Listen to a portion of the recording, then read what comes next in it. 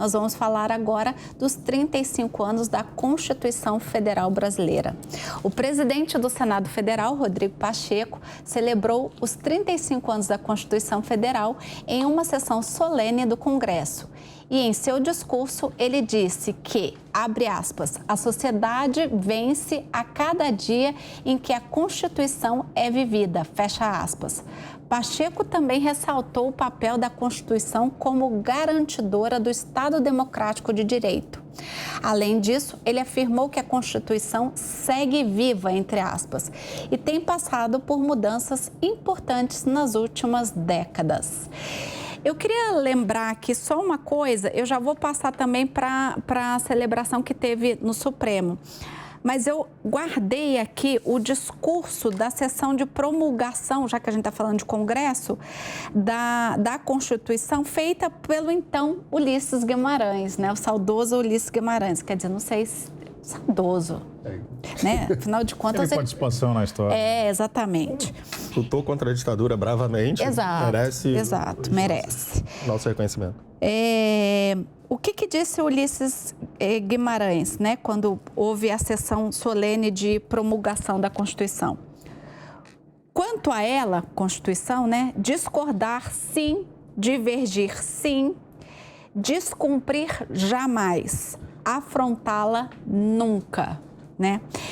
E aí, com isso, eu vou só passar aqui para fala agora, para a celebração que houve no Supremo, para a gente entrar nessa discussão. Já Barroso, presidente do Supremo Tribunal Federal, afirmou que a democracia brasileira ainda, abre aspas, é trabalho em progresso e precisamos cuidar dela, fecha aspas. Barroso elencou as conquistas ao longo dos últimos 35 anos de estabilidade institucional em que o país e continente, segundo o ministro, abre aspas, acostumamos a quebra da legalidade e rupturas, fecha aspas. Bom, vamos falar.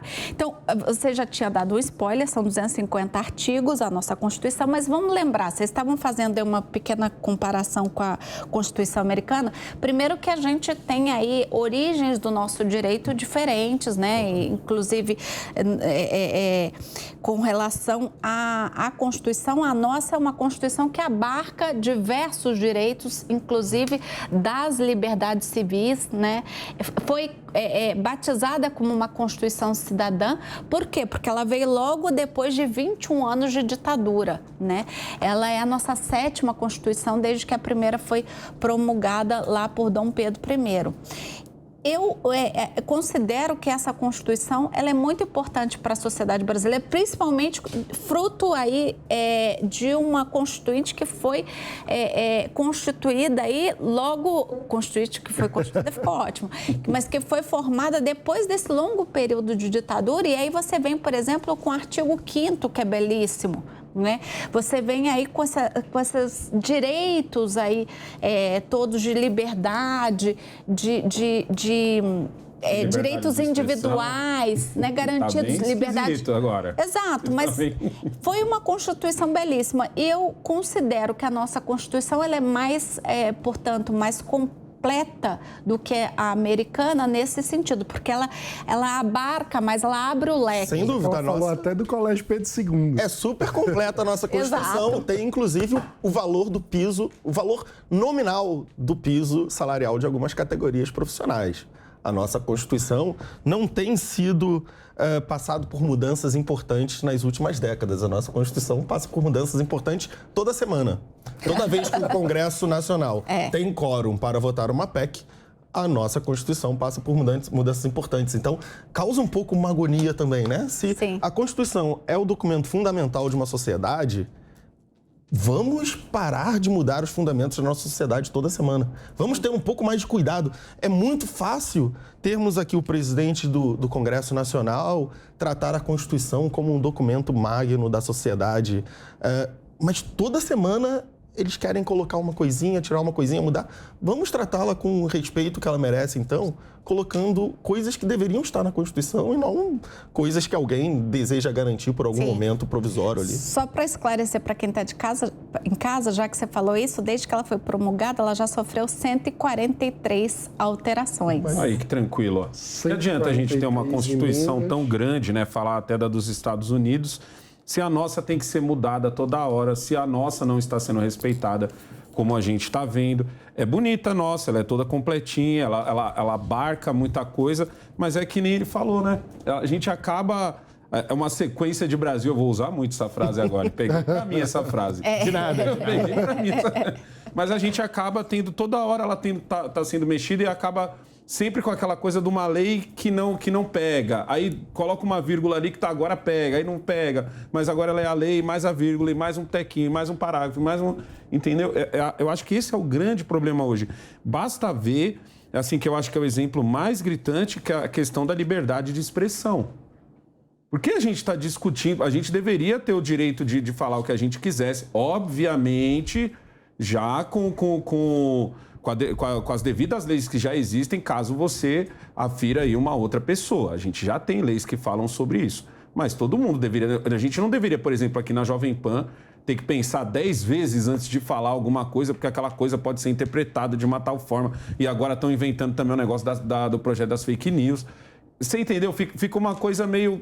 Cara, por que eu vou respeitar isso, por mais bonitinho que esteja, por mais completinho que seja, se a gente não está vendo ela efetivamente, sendo efetiva ali, ó? Eu fiquei impressionado com esse dado, porque quer dizer que são mais de 4 mudanças por ano. Ou seja, não é toda semana, mas é todo trimestre. Então, se a gente fizesse um planejamento, qualquer empresa faz seus planejamentos, tem metas trimestrais e tal, a gente não consegue ter os fundamentos básicos que constituem a nossa sociedade estáveis por mais de 3 meses. Isso é assustador quando a gente pensa para o quanto isso é um efeito dominó para um dos grandes problemas para a prosperidade do Brasil, que é a insegurança jurídica. Começa na nossa própria Constituição. Sim. Então, os puxadinhos que estão sendo feitos nela, né? E nós estamos falando da espinha dorsal, né? Eu tive o cuidado aqui de pesquisar, e aí veja só, né? A espinha dorsal é a Constituição com 250 artigos. E aí nós temos 10.204 leis ordinárias, 105 leis complementares, 5.834 leis provisórias, medidas provisórias, 13 leis delegadas, 11.680 decretos-leis, 322 decretos do governo provisório e 5.840 decretos do Poder Legislativo. Eu vou pegar esses números todos e vou jogar na Mega Sena. Então, nós estamos falando só da espinha dorsal, que é a Constituição Federal. E aí vou pegar o gancho aqui do meu amigo Mano, que a Constituição lá de Ulisses Guimarães, apesar de uma forma figurada, ela não é a mesma desse que a gente comemora há 35 anos. Por qual razão? Lá naquela ocasião, os opositores conseguiam sentar à mesma mesa, divergir, como ele diz, mesmo no próprio texto dele, e chegar a um denominador comum, que era o quê? Era o interesse do povo. Hoje parece que a gente criou isso foi repelido, em que os opositores não conseguem sentar à mesma mesa, e isso é muito saudável para a política, quando você diverge de palavras, de entendimentos, mas o epicentro de tudo tem que ser o interesse comum, da coletividade, do povo, aquele que detém o poder, né? A própria Constituição vai compilar isso, vai determinar que quem emana do povo o poder. E ele, através dos seus representantes, coloca lá o pessoal no Congresso Nacional, e aí a gente vê esse malabarismo jurídico, político, partidário, e infelizmente a coletividade tem ficado de lado. Mas lá no primeiro bloco, quando você deu um spoiler que a gente ia falar disso, você disse que é a favor de uma nova constituinte para uma Assembleia Constituinte para uma nova Constituição, é isso? Por qual motivo? Não é questão de ser uma nova Constituição, mas acho que a gente precisa rever os conceitos que hoje estão. Porque a gente não consegue, parece que é o cachorro correndo atrás do rabo. Medidas talvez simples para nós, estamos aqui desse lado, mas sem dúvida alguma a pressão política é muito maior do que a gente possa imaginar. Quem está sentado lá numa cadeira no Congresso, existem pressões de todos os tipos, né? Talvez o homem, né? O epicentro ali que a gente diz, que é o governo federal, a figura do presidente da República, o quanto esse sujeito não sofre pressões. de interesses de bancadas diversas, favoráveis e tudo. E, como eu disse, as tensões no Congresso Nacional acabam sendo motivo para alguns maus políticos de aproveitamento. Então, tem espada de Damocles na cabeça. Aí todo mundo está unido. Então, eu digo assim, acho que era preciso um Ou novo a PEC estudo. da anistia, né? Aí todo mundo se junta. Todo mundo se une. Aí tudo vento em popa. Então, acho que era um momento, talvez, de repensarmos aí se não tinha necessidade de, talvez, uma nova Constituição, até mesmo mudar esse formato que hoje está. Porque eu não consigo enxergar uma mudança significativa, a esperança... Mas não temos hoje um Congresso preparado, né, com maturidade para fazer uma nova Constituição? Essa é uma pergunta que eu faço. São vários, nunca tivemos e jamais teremos. É difícil. A Constituição brasileira, um amigo meu diz que a Constituição brasileira não é um livro, ele é um periódico. Nos outros países é um livro que você publica e o livro está lá. No Brasil é como um jornal. Todo dia você tem que ter um novo para você conseguir seguir. E se não tivéssemos o quórum qualificado para mudanças constitucionais, 3/5 das 2 casas em 2 turnos, nós teríamos literalmente uma nova emenda constitucional todos os dias, porque nós temos uma cultura na política brasileira que uma política só é séria, uma política pública só é séria, só há comprometimento com a política pública, ela só está assegurada se nós colocarmos a política pública na Constituição. E aí nós ficamos infinitamente produzindo novas constituições. Todos os dias nós precisamos de novas constituições, porque as pessoas só se sentem seguras no Congresso Nacional, por meio dos seus representantes, a sociedade só se sente segura quando a sua demanda é constitucionalizada. Desconstitucionalizar coisas é muito impopular no Brasil, porque as pessoas acreditam que é uma perda de direito. Você tirar da Constituição e só colocar na legislação, a pessoa que é beneficiada por aquela política pública sente com a perda de direitos. Então, nós temos uma cultura tão estranha na política que a Constituição é o marco de que uma lei vai pegar, de que nós estamos levando isso a sério. E aí nós ficamos infinitamente reescrevendo a Constituição para qualquer demanda. Qualquer demanda. Não há demanda desimportante o bastante no país para a gente dizer, olha, eu acho que o lugar dessa demanda não é na Constituição. O que tem gerado uma grande insegurança jurídica. A gente vive uma insegurança jurídica, né? A gente vive uma insegurança pública, porque a gente não tem segurança pública, e a gente vive uma insegurança jurídica porque a gente não tem segurança jurídica, não é isso? Exato. E isso é uma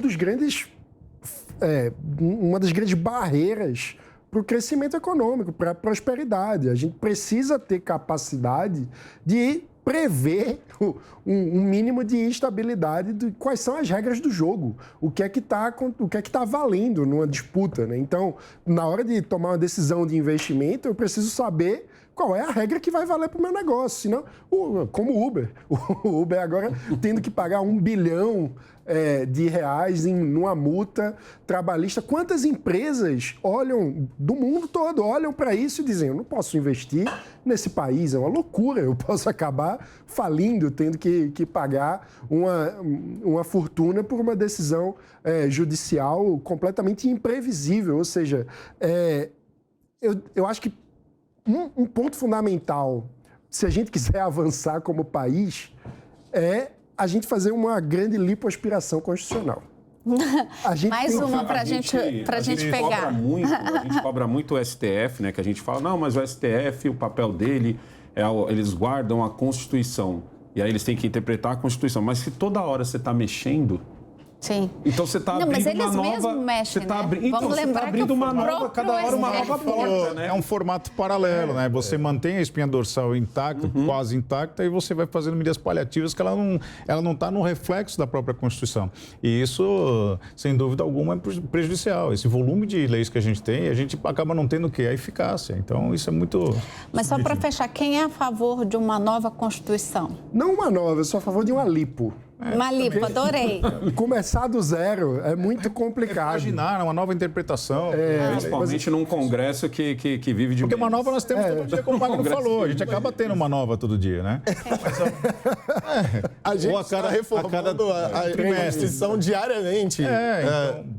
Olha, lá atrás a gente tinha um pessoal preparado. Hoje eu olho assim pro Congresso e falo, vixe... Então, é isso aí que eu vai ter que rolar uns memes. Lá atrás o pessoal colocou a taxa de juros. Mas talvez seja porque... O tempo faz com que a gente veja o passado com melhores olhos. A Constituinte A gente foi uma bagunça romantiza danada. o passado, é isso? A gente romantiza o passado de várias formas. A Constituinte foi uma bagunça. Há diversos bons livros a respeito do processo constitucional. Tem um chamado 1988, que, se não me engano, é do jornalista Luiz Macluf Carvalho, não é isso? É um ótimo livro, porque são só relatos de pessoas que estavam envolvidas no processo da Constituinte. E era uma zona. E eles mesmos dizem, olha, a gente não sabia, várias coisas improvisadas. Imagina... A Constituição brasileira, é importante que a gente se lembre, não importa se for a Constituição de 88, de 1998 ou uma de 2024, ela seguirá sendo a Constituição brasileira. E a gente precisa melhorar o Brasil para a gente conseguir ter uma Constituição melhor. Se a gente Ela é tivesse um a Constituição reflexo hoje... da nossa sociedade. Exato. É como as pessoas falam do parlamento. Olha, é que o parlamento é o pior parlamento de todos. Olha, como que o parlamento apareceu lá? O brasileiro votando nos piores políticos de todos. Então, a gente precisa fazer... de Uma novo, meia-culpa, a gente né? se preocupa Quem muito colocou com o lá fim, né? Nós foi... temos essa mania de a gente transmitir mesmo a por responsabilidade. E aí, na verdade, os grandes culpados somos nós. Sim, a gente colocou eles lá pelo voto. Porque uma maneira, até a gente é conduzido de uma maneira muito subliminar e induzido muitas vezes, e a gente acaba, sem dúvida alguma, Transferindo a responsabilidade. A gente sempre, o brasileiro sempre espera o Santo Salvador. Ele deposita toda a fé nele no Santo Salvador, mas ele não faz a parte dele. Exato. Então, talvez esse também seja o maior problema do povo brasileiro. Né? A gente precisa enxergar, né? Olhar de frente o espelho e enxergar que o grande culpado disso, ninguém consegue votar 20 mil vezes, 1000 vezes em si mesmo. Então, precisamos deixar essa parcimônia de lado e correr atrás dos nossos interesses, porque quando lá eles estão, muito dificilmente eles olham para trás e olham para nós.